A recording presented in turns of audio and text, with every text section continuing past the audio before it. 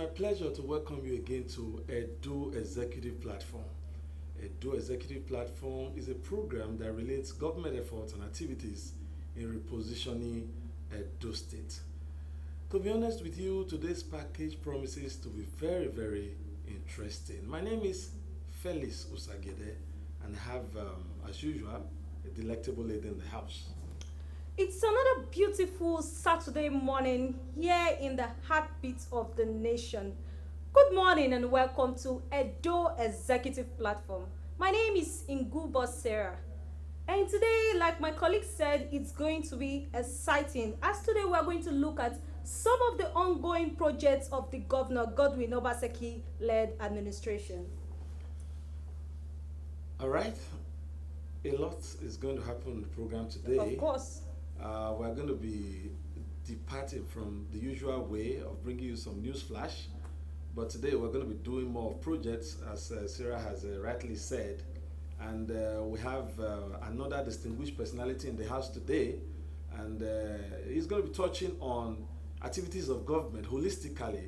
And very shortly, we're going to be rolling out some of the lined up activities for the program this morning. Don't go away.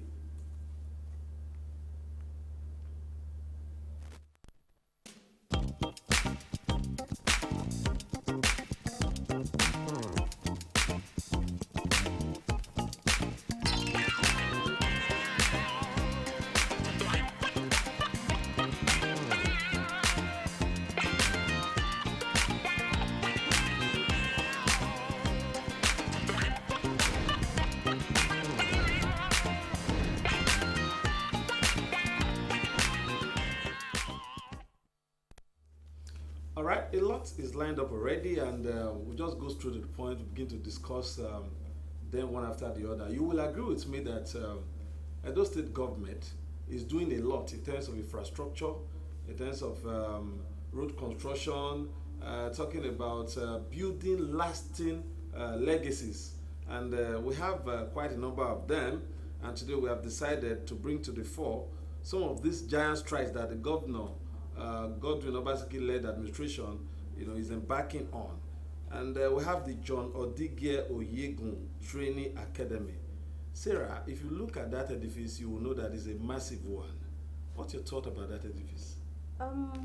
As part of the reform efforts of the Governor Godwin Obaseki-led administration towards transforming the civil service, we have the John Odigie Oyegun Public Service Academy. And Felix, I must say, this is a very crucial institution, because in this academy we have civil servants that are trained right here. We no longer take them out of the state. They now receive training in this institution. And have you been there? I've been there a couple of times. To be honest with you, I have a privilege to have worked in other states, and when I see the structure we have in Edo State, and we look at the plans on ground to transform, or the plans on ground that are already being used to transform the state, you will marvel.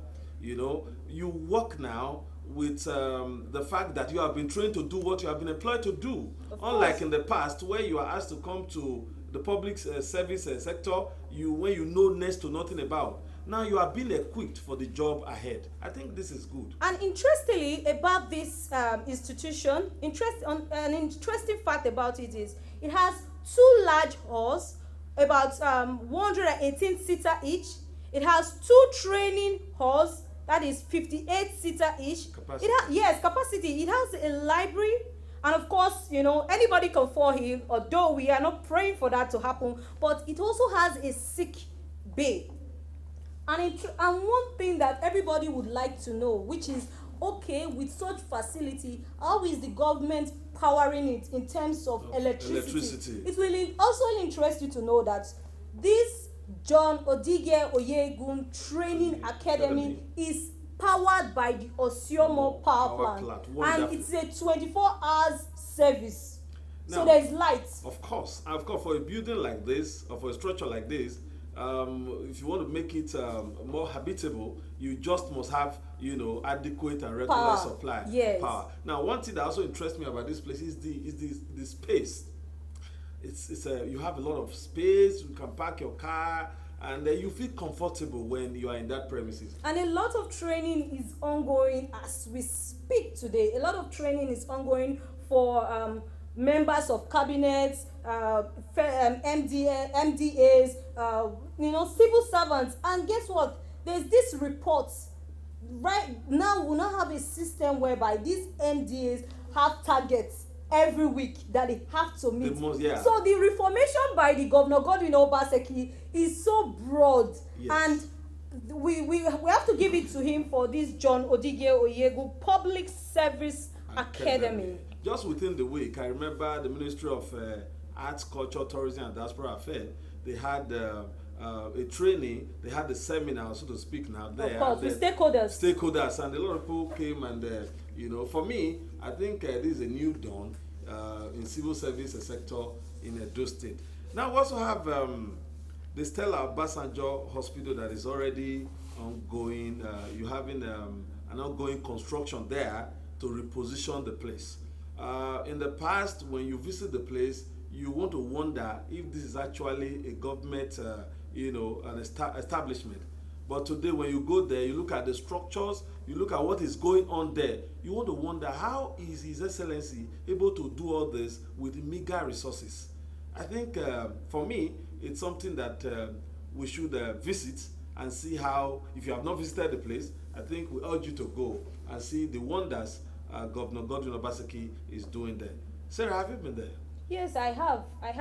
Countless times I've been to the Stella Obasanjo Hospital, and one thing I can say for sure is the fact that Governor Godwin Obaseki administration is committed to ending, medical tourism by Edo people outside of the states, and this is doing by improving and repositioning the healthcare sector to meet our global demands, and also is ensuring that every Edo resident has access to quality and affordable healthcare.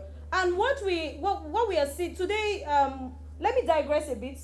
We now have, for those of us that may not know, we have our Edo Health Insurance Scheme. Edo His, yeah. Yes, Edo His, where you have different amounts, a different amount of packages depending on the one you want for insurance. Yes, all these are part of making healthcare affordable for our citizens. Yeah. And also, the governor has said it times without number that he wants to decentralize the healthcare system. And what that does is now repositioning our primary healthcare centers across the states. When that is done, there will be less and traffic on this main facilities around Benin. So this is an expansion, and it's a commendable one. This we hope it's completed soon, so our people can benefit from it. These structures are massive. They can compete favorably with international standard. Of course. And for me, it's a new dawn. Like I said before, I think we are in for a great time. Now, another wonderful construction that is ongoing as we speak is the Benin City Mall. Honestly, when I drive around Saple Road and I see what is going on there, I begin to wonder, how is the governor doing all this? It's going to be the biggest hall around, and the biggest mall around, and there are a lot of facilities that are inbuilt there already, and the completion is built to take place. I mean, the completion period, the target is next year January. Yes, 2023. 2023 January. So you could see for yourself that look, a lot is ongoing, and for me, I think we're good. We are good in Edo State, and Edo State is in safe hands, and we just have to appreciate the governor. Yes, this is a partnership between the Edo State government and a developing firm, for the construction of the Benin City Mall, and this is part of the Edo State government drive towards urban renewal policies, and when you look at it, one interesting thing is a lot of us, me for example particularly, I'm super excited because when you go to other states you see that they have their own mall. Yeah. And now this is not something that is just a paper written or a billboard written or We are whatever. seeing it. You are seeing it as it happening. And interestingly, let's look at some of the features of this Benin City Mall. It's going to contain a library. There's A section of it. A marked for library. Yes, an e-library, and I've been there. I've seen it myself. It's really wide. It's going to be huge, and of course, ShopRite is also going to be located in this facility. The mall, yeah. Then we have pharmacy, cinema. People can go now. People can go there straight and go and watch. So we're going to have a different cinema, and of course, fashion shops. Bar and lodge, and then of course we have food courts that's part of the features for this place. Yes, entertainment and art gallery for the art lovers. There's going to be an art gallery, a children's park, and of course there are going to be office spaces. And interestingly, it's going to have an underground. So there's going to be an underground facility. Yes. So, and if you look at the video clips carefully, you will see the space.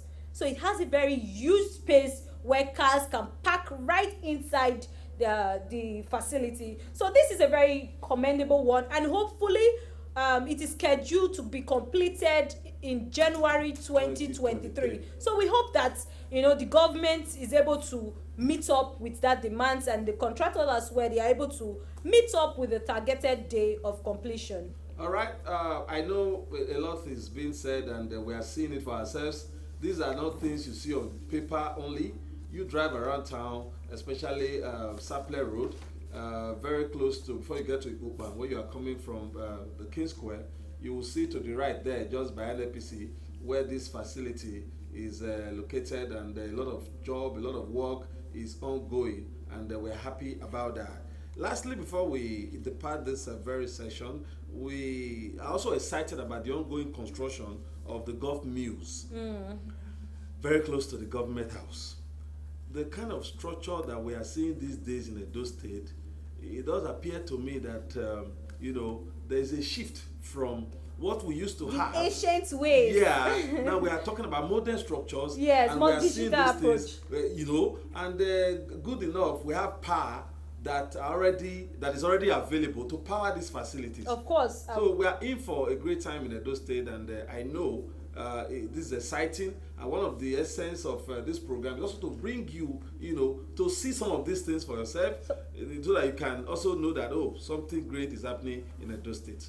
Yes, like Felix said, one of the core essence of this Edo Executive Platform is to bring to the fore programs, policies, as well as projects, with all accuracy, so that our people get to know what is happening and what the government is up to, as well as clear some gray areas. And Felix, the Golf Mills is something that is highly commendable, and honestly, let me tell you, that place is already fully subscribed.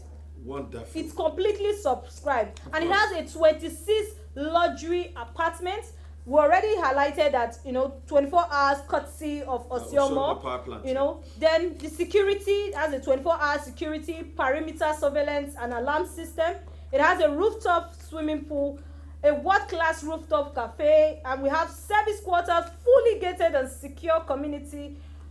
We have silent premium elevators. So Felix, this is another laudable project backed by the Edo State government. This is a very nice project. All right, you are still going to be seeing more of some of these projects as we unveil, what we do here on a weekly basis. All right, Edo State is now a haven for investment. Why not invest in Edo State? We'll be right back.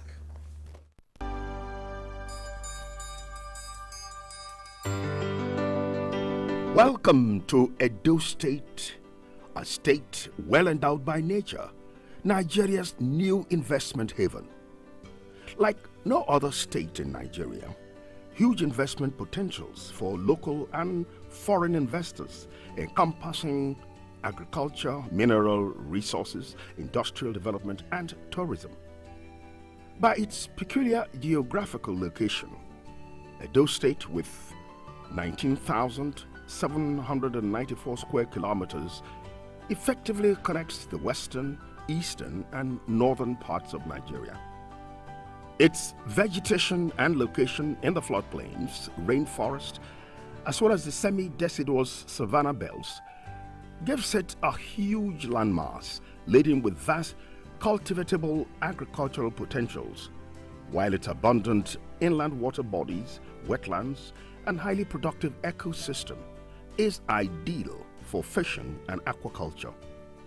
Edo State is a leading producer of palm oil, rubber, and cocoa in Nigeria, and plays host to world-class institutes for oil palm and rubber research.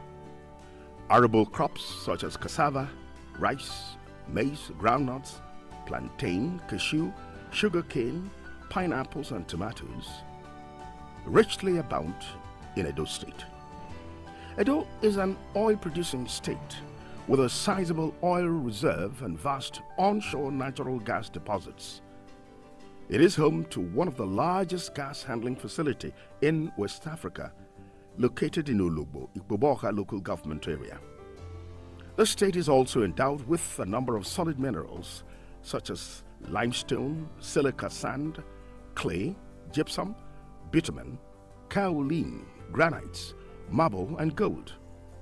The presence of Dangote and Bua groups in the state is a testimony.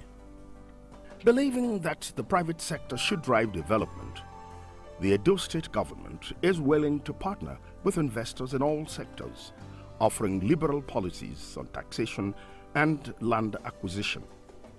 The Osiomo power plant, which is already transmitting 95 megawatts, is an obvious testimony of a robust government of collaboration with the private sector. Together with Azura power plant, about 1,000 megawatts is being generated from Edo State, a big step towards addressing the big challenge of electricity. Edo State is blessed with human capital of highly skilled professionals and artisans, with 64% of young people, while its arts, crafts, and the entertainment industry have won universal recognition that should attract wide-ranging tourism investments. The state has developed strong security architecture that has continued to provide a peaceful atmosphere for investors to thrive. As a testimony of government's commitment to economic growth, the Godwin Obaseki administration has earmarked 52 billion naira for infrastructure in the 2022 fiscal year. This includes massive road network construction across the state to facilitate movement of goods and services, thus stimulating growth of commerce and industry.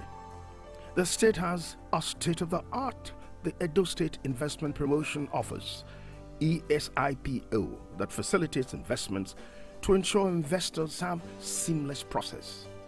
This is in addition to the Edo State Investors Relations and Inquiry Management Portal, EDIRIMP, being put in place to fast-track investments through a robust engagement with investors. You are welcome to Edo State to have a taste of our usual hospitality which knows no bound. Invest in the heart of the nation. This message is from the Edo State Investment Promotion Office, ESIPO. You can reach us by email on invest@edostate.gov.ng. Welcome back. This is Edo Executive Platform. And like we stated earlier, today we'll be looking at some of the ongoing projects of the Governor Godwin Obaseki-led administration, as well as clear some grey areas on policies and programs. And joining us here in the studio to do justice to that is the Honorable Commissioner for Communication and Orientation, Andrew Ewanta Esquire. Good morning, sir. You're welcome to the show. Yeah, good morning. Thank you for having me, and good morning to our viewers. Thank you very much, sir. Particularly, I'm glad to have you in the studio. We thank God for what He's doing. A lot is happening in government, and at the mouthpiece of government, we'd like you to, tell us what exactly is happening in government at the moment. You know, apart from being the mouthpiece of government, you are coming from a legal background, you know, as a lawyer. How are you able to cope? I mean, now you are a government person. Yeah, thank you for that question. And just as you rightly noted, a whole lot is happening in the government. You know, when this government came into office for a second term, after the September 2020 governorship election, you know, there were very high hopes because we came out with a campaign promise of making Edo great again. And that is what this government is doing exactly. You know, much as the governor just came back from vacation, you agree with me, during the time he was away, it was actually a working vacation. He was able to do a whole lot of contacts, and you realize that when he came back, he hit the ground running. Immediately. You know, just a day or two ago, the Edo Museum of West African Art, the first phase has been launched. And remember that even when the governor was away, because of the kind of synergy we have in government, we had security challenges. Remember, it was during that period some Yes. reverend fathers were kidnapped. Were kidnapped. And you see this scene in which, you know, they were, you know, released by their abductors, and a whole lot has been happening. Is in the area of road construction. The state is a construction site.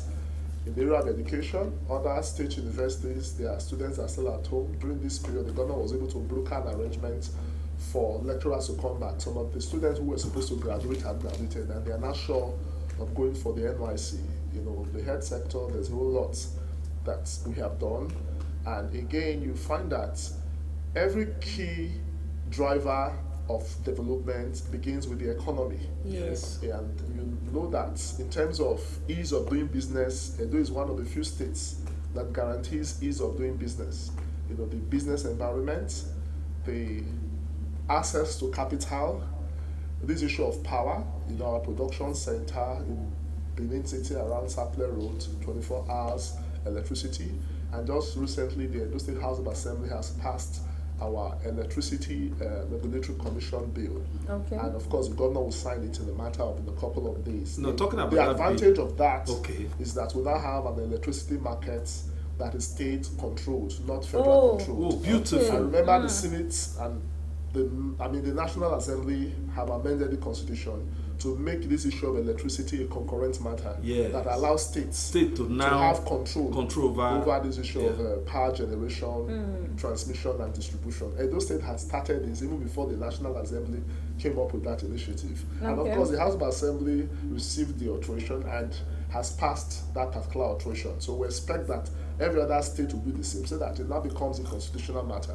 Okay, now I know the IBEDC, or what do you call it here, BEDC? BEDC. BEDC. Yes. Now I know they raised the dust some couple of months ago. Does that mean that this bill has taken care of that?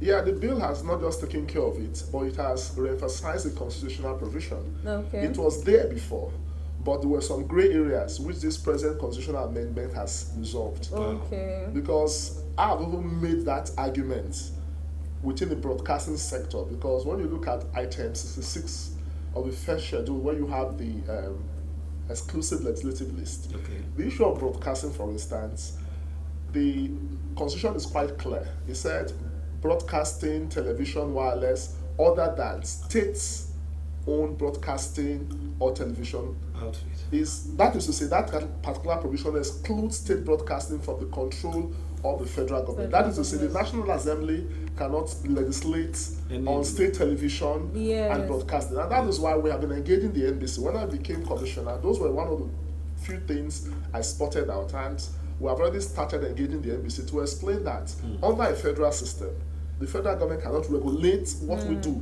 as a state government. Not at all. You can regulate what other media houses that are privately owned are doing, but not the state as a owned. state-owned broadcast entity. And of course, like NTA, for instance, they are not paying what other private stations pay because it is government-owned station. Yes. And that may even extend to universities like Edo University Uzuari that has a broadcast arm. It's still government broadcasting. So the argument is on. We've started engaging the NBC, and gradually this issue of is not something that most politicians have not made as their promise of ensuring that you decentralize power from the federal to the states. Okay. And that has been a very serious agitation. And I'm happy the presidential candidate of the PDP, Atiku, has made that promise. That even this issue of communications will be a concurrent matter. That is to say, states cannot benefit from the value chain. Yes. The National Communications Commission, for instance, they tax most of all these telecoms companies so much. But who make this contribution? It is from the states. You have the people that pay all this. Of course, without the state, there is no nation in the first place. Of course. So the federal government is getting so much. And so that's why I think when people talk of a sovereign national conference, no, the Constitution has given us certain things. So we have to go back to the drawing board and demand those things. And where possibly, if we need legislation, such legislation should be done, even if it means altering the Constitution. After all, every state has a senator. Yes, of course. So if as a senator you're in the National Assembly, you owe your people that obligation. Yes. And I'm happy that this present National Assembly has done that by taking away this issue of power from the exclusive to the concurrent list. Yes. Effectively. Before it used to be the exclusive and the concurrent, but now it is no longer an exclusive matter. And I expect them to do the same with the issue of broadcasting. Because the kind of money that the NBC, like I give you an example, EBS, they were telling us to pay about 50-something million. Though we were able to do some negotiations, we brought it down. But the argument is, for how long are you going to be collecting from the income? Yes. Because look at the NBC law, which was made during the time of the military. You tell states or other media houses, including state-owned media houses, to give you 2.5% of their income. I mean, an income is state generates, you now give it back to the federal government. No. For me, I call that taxing states. You can tax businesses, not government. Not the government. Government is government. You know, so that has always been the agitation, and I'm happy that Edo State we are taking all these steps, and we believe that with a PDP government next year, the argument for broadcasting and communication will come in, because as Commissioner for Communication, I'm very interested in that. Yes, that's your constituency. It is. So, Commissioner, you made mention of the Edo Museum of West African Art, EMOWA. We would like you to tell us more about it. Thank you. When the governor came into office in 2016, his vision, which was later encapsulated in the mega vision, because that was the social contract by which Edo people gave him a new mandate on the 19th of September 2020. And as such, if you look at what is the vision of the mega manifesto, to build a modern and progressive Edo State where every citizen is empowered with opportunities to live life in its fullness. How do you achieve that in a place they call an ancient city? In a place they call a public service state? In a place where you don't have businesses that can attract the kind of quality personalities countries like the United States of America, Britain, and even Dubai attract? Where was Dubai in 1971? It was a desert, but where's Dubai today? It is possible because countries like Rwanda, they've been able to come out from the ruins of their war history, because Rwanda was in serious crisis. You remember, from the 90s into, even at the time Nigeria got back to the path of democracy in 99. Where was Rwanda? But look at Rwanda today. It is one of the #1 tourist destination in the world globally. Everybody wants to visit Rwanda. And that is the vision the governor has for Edo State. So what do we have as a competitive advantage? Our culture. It is not wrong to call Benin City an ancient city. It should not be in terms of the kind of infrastructure we see of mud houses, but it should be in terms of our rich history. Yes. And that is what the governor is trying to create as the basis for the new Edo. New Edo in the sense that if we have artifacts that were stolen, and some of the conditions these countries, some people have it as private collections, you have it in various museums, have given is that you must create an alternative environment for these things to be, because the issue of storage is very important. The issue of access is very important. I've been to South Africa when I went for a course, even before I came into government.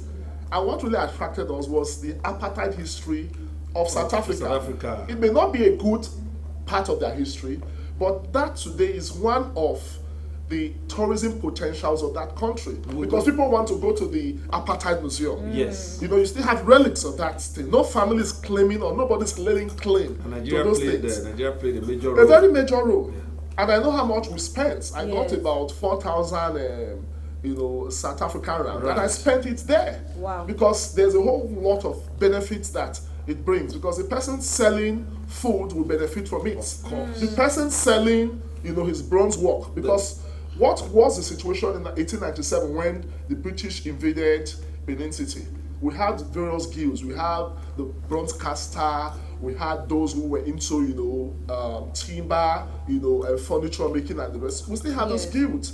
People want to know much about these people. Yes. These people, when they come, they want to buy some of these things from them, some of these Even the artifacts, artworks from them. transporters Yeah. And that feed is, them. transporters will benefit from it. So that is why the governor felt, let's have a cultural district. Within this cultural district, we have a museum. Okay. Within this cultural district, already we have the cultural center, and we have moats that surrounds or serenades that part Yeah. of Benin City. Yes. And it is what Edo people told him. We are giving you our mandates to make Edo great again. Out of the 6 thematic pillars, and I think I can run through the 6 thematic pillars. Please go The ahead. first Okay. is economic revolution. The second is infrastructural development. The third is institutional reforms. The fourth is social welfare enhancement. The fifth is environmental sustainability. And the sixth, which is our subject now, is arts, culture, and tourism. What is the nexus between arts, culture, and tourism? It is your arts, it is your culture that will attract tourists. Of course. And that's the only way you can leverage on the opportunities that And your generate- so-called tourism sector has. We have a very rich sector. And remember, it is not a museum of Benin arts, it's a museum of West African West Africa, arts. the Moa. You go to Okay. Egypt, I've been to Cairo. Okay. On the streets of Egypt, you have everything about their history, the pyramids of Egypt, Yes. the Pharaoh and the rest. When you talk of Pharaoh, what comes to mind? A royal history, Yes. which is country as a whole has taken advantage of. The Protea Hotel I lived in Egypt is not different from the Protea Hotel you find anywhere in the world. Yeah. Even the So one you how have do we here. leverage on our potentials as a very old civilization? And the rich culture. 7th century old civilization. 7th century old. So this is the first government that has seen that potential and is leveraging on Leverage it. on it. Yes. All right. This is Edo Executive Platform, and we still have in the house distinguished personality Andrew Ewanta Esquire is the Honorable Commissioner for Communication and Orientation. We'll be right back. There's a lot to say, and he's telling us so much, and we'd like to have him talk to us more. Don't go away. We'll be right back.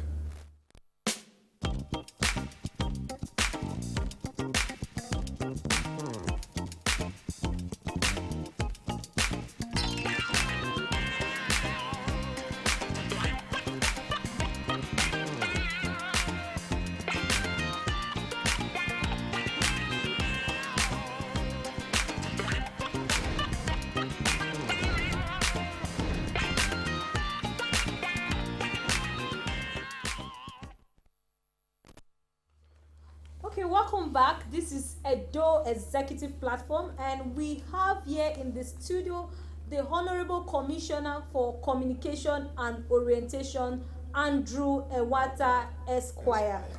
All right. The Benin City Mall, of course, a while ago we rolled the clip, that actually unveiled what happens there at the moment. Now, people have this belief that when it is completed and when it is fully operational, it's going to bring about traffic gridlock around that Saple Road environs. We cannot say because of traffic we shouldn't have something that will beautify and increase our IGRO in the state. In the States. What is the plan of government for this possibility? Yeah, thank you. And I'm happy that that as a government we have a 30-year master plan. And we just talked about the Edo Museum of West African Arts, which is within, the prism of that master plan. The Okay. Benin City Mall is part of it. In modernizing Edo, we must, as a matter of fact, look at a whole lot of factors. One of which is the issue of traffic. And I know before that work started, they did a whole lot of assessments, including a traffic impact assessment.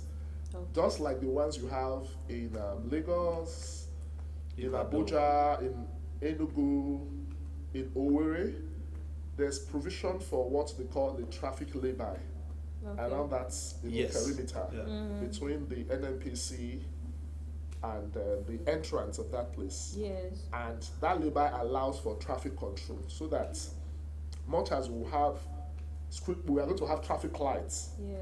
on each of that four. You have The those one coming from the other end of the Yeah. Sackler Road, Yes. those coming from Ring Road, Yes. those going through that road beside Mr. Biggs, Mr. Biggs, and and those the coming one from from the Protea. Protea Road. Yes. So you have traffic lights on each of those four corners. Okay. Then you have the lay-by, where cars can stop a while before they move. Okay. Because there must be that arrangement first before you talk of citing such a high profile facility. Yeah. And again, I think there's room for underground parking. There's enough arrangement for parking space. Remember, we used to have Ministry of Agric there. The reason why government had to relocate the Ministry of Agric is to create enough, of course, the library and other facilities there, is to create enough space for parking. And there's a whole lot. And I think it's a New Year package for Edo people. Wow. Come 2023. It's a New Year package. Wow. I've been there, and I can assure you that ours will be the first and the best in Nigeria. I think a similar thing is already being replicated at Oba Hawaii,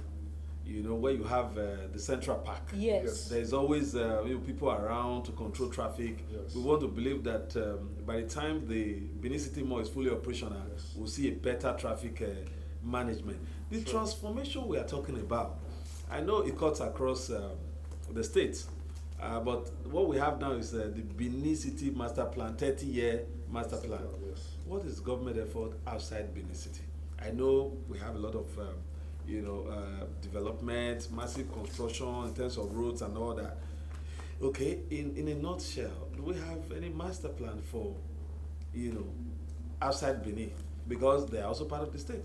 Obviously, you find that when we talk of Operation Planet, it is not Benin City that is the focus, it's the state as The a state whole. entirely, okay. Because the idea of this government is not to allow this rural-urban migration to be a thing of Benin City alone. Yes. So that people within East and West, instead of saying, I want to go to Benin City, I want to go to Ekuma. Exactly.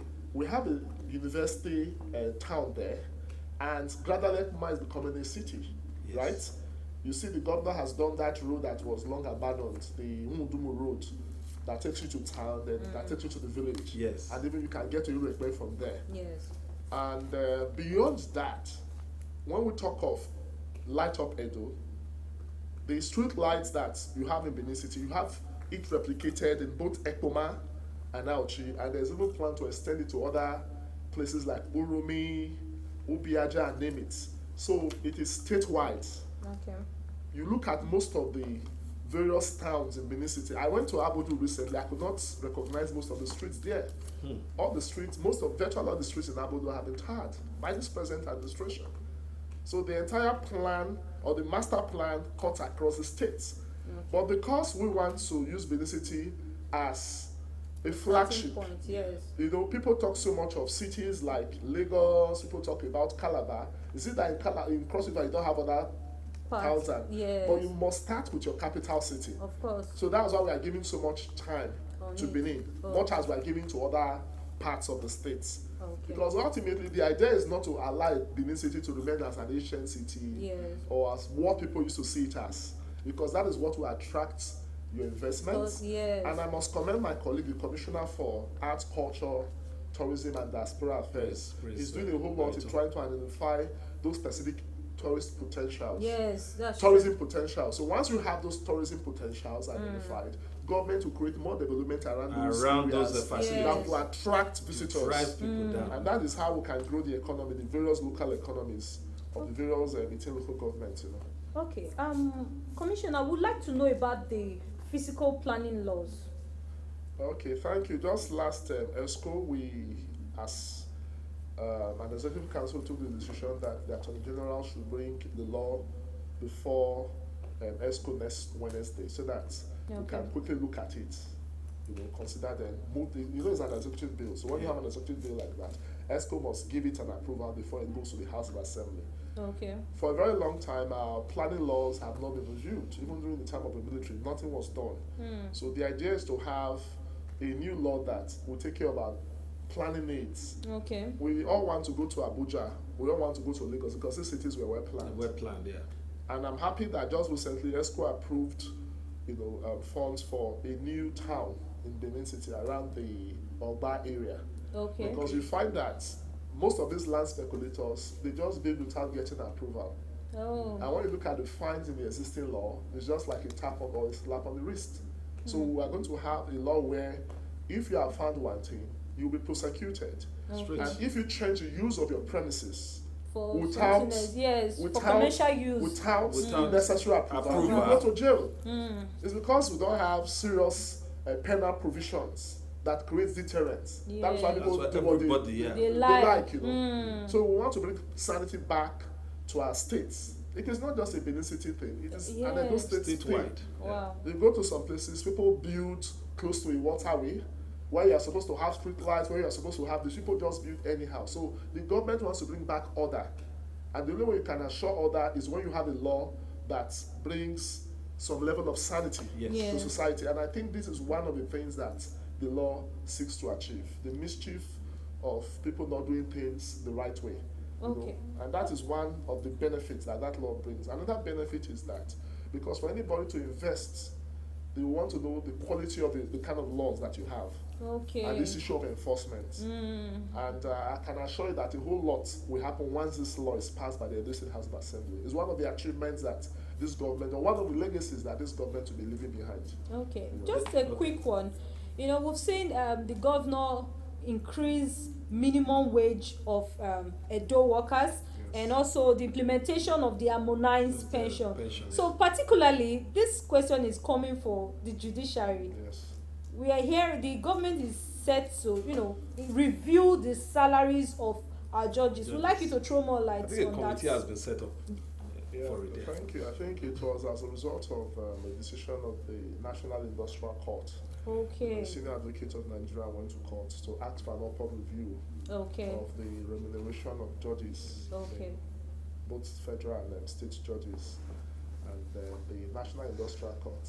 Of course, the judge of that particular court that give that judgment will be a beneficiary of Of this. course. I said that on a lighter tone. I don't think the judge would have opposed to Yes, such so That may not be the essence. such an altruistic,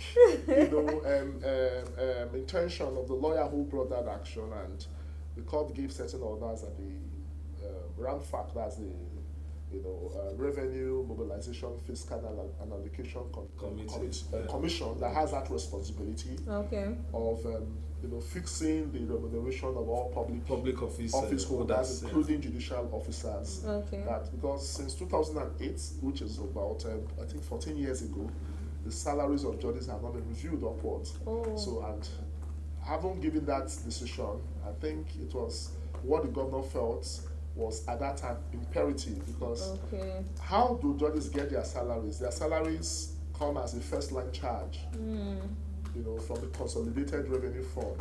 And Yeah. under, I think, the regular provisions of the Constitution, every state has what you call the Consolidated Revenue Fund.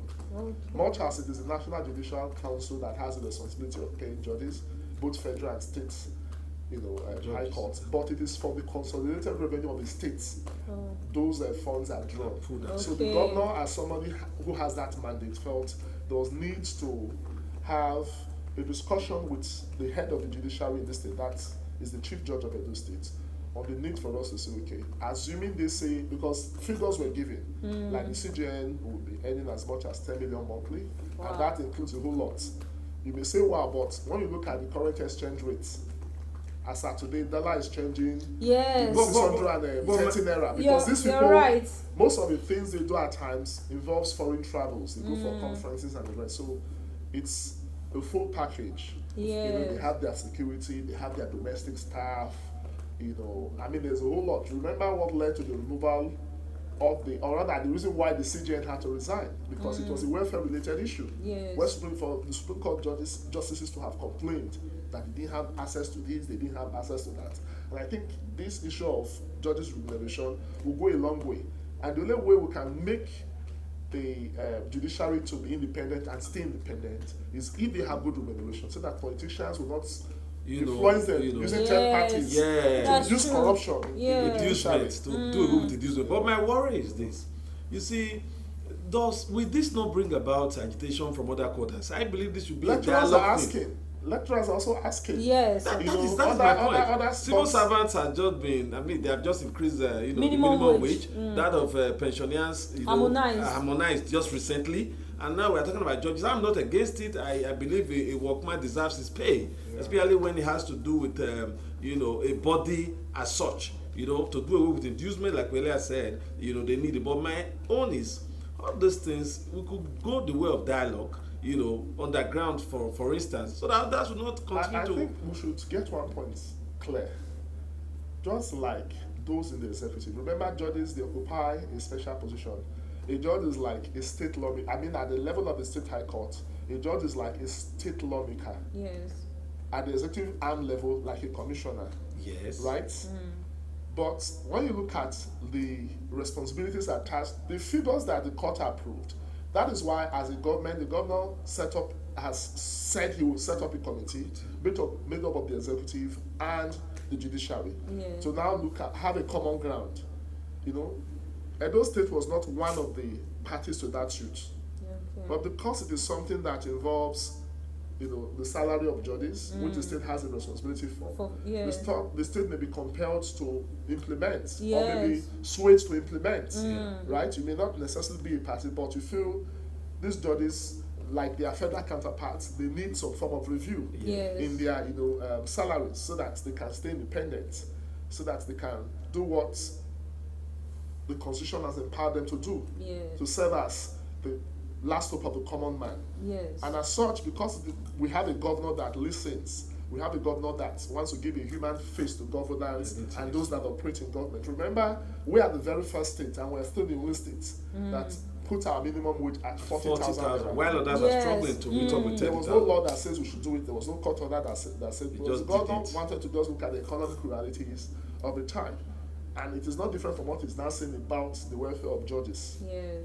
The State House of Assembly, we want to talk about, government is all about synergy. I know you made mention of a few things a while ago that they have helped to, actualize. How will you rate their partnership, their partners in government now, their support so far? I think much as I'll be biased if I say that we have a legislature that is very cooperative. I say this because it's something that, as an executive member, you pray for. You don't want a hostile, House of Assembly. You want a House of Assembly that will work in synergy, because that is the whole essence of government. And we have a government that operates what we call an open government initiative. We don't do things secretly. We do things openly. We try as much as we can to be very transparent, and that is why, as the Commissioner for Communication and Orientation and this, when I came on board, we started what we call the Talk to the People series. It's a webinar series that gives us the opportunity, as government, to present every person in government, to tell the people what they are doing, and the people have the opportunity of asking questions. So far, we've been able to bring over 7 commissioners on board, including heads of agencies. Even the VC of Edo University Yamu has come on that platform. The rector of the Polytechnic in Ose, and many more persons will come. Next Saturday, I think the next one is next Saturday. The Commissioner for Arts, Culture, and Tourism will be coming to tell us what benefits. The topic is attracting diaspora investments, and it's been a catalyst for improving the arts, culture, and tourism potentials of Edo State. So having a man like that come to talk about what we are doing, I know people will ask questions about Ebola, will ask questions about the cultural district, and how diaspora people can come in. And that reminds me, just recently, the Edo State House of Assembly, still on the supportive these synergy I was talking about, just passed our diaspora agency bill. Wow. If it was before, a hostile assembly would say, no, you have to do this for us before we. They have been very cooperative, and God will bless the speaker and other members of the assembly. Wow. And that is why people of their respective constituencies have rewarded them with return tickets. You know, seats even in further. the National Yeah. They have Assembly. upgraded. The Speaker They've of upgraded, the of Speaker course. of the House of Assembly won a ticket to go to the House of Reps. Yeah. The The Deputy Deputy Speaker Speaker won a seat to go to the House of Reps. The Yes. Majority Leader recently won a seat to go to the House of Reps. So- That shows one thing. They say the reward for hard work is more It's work. more more work. work. But this one is a higher level. At the Yes. federal level. Yes. And it's quite impressive. All right, we want to thank you specially for finding time to be with us on the program today. It's still Edo Executive Platform. As we call it today, we want to thank you again and again. We believe that when we call on you next time, you will oblige us. Sarah. Thanks for having me. Thank you very much, Honorable Commissioner. We really appreciate you. And to our viewers out there watching us, thank you for tuning in. Please join us same time next week. My name is Ingu Bosera. All right, Felix Osangede remains my name. Next week, the program makes a return. Have yourself a great weekend ahead.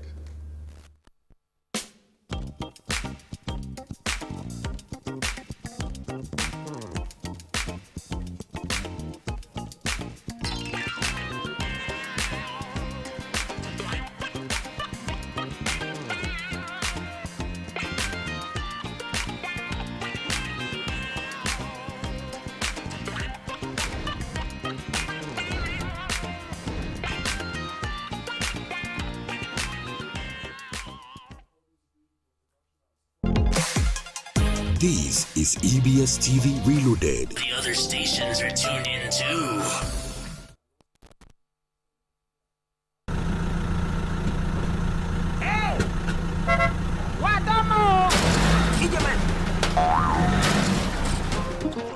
This is EBS TV Reloaded.